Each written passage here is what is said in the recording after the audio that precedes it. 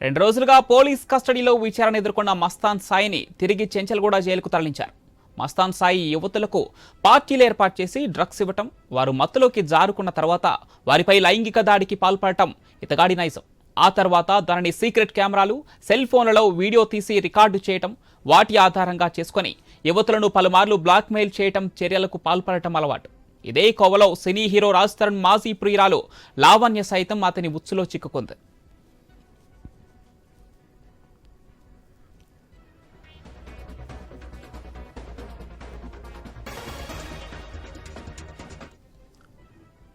అతని వద్ద తన వీడియోలు ఉన్న హార్డ్ డిస్క్ ను తస్కరించిన లావణ్య నార్సింగి పోలీసులకు ఫిర్యాదు చేసింది. తన హార్డ్ డిస్క్ తిరిగివ్వాలని మస్తాన్ సాయి లావణ్యను బెదిరించడమే కాక తనతో పాటు తన ఇంటిపై దాడి చేశాడని, తనను చంపేందుకు ప్రయత్నించాడని ఆమె ఫిర్యాదులో పేర్కొంది.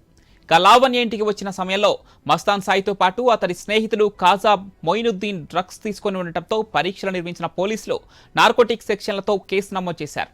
ఈ నెల 2న అతడిని అరెస్టు చేసి రిమాండ్కు తరలించారు. తల్లిదండ్రుల అతి గారాభం వల్ల ఉన్నత చదువులు చదువుకున్న వక్ర మార్గంలో పయనించినట్లు పోలీసులు గుర్తించారు. తన భార్య, గర్ల్ ఫ్రెండ్స్, ఇతర యువతులను నగ్న వీడియోలు తీయటం, వాటిని అడ్డుపెట్టి బ్లాక్మెయిల్ చేయటం అతడి నైజంగా పోలీసులు గుర్తించారు.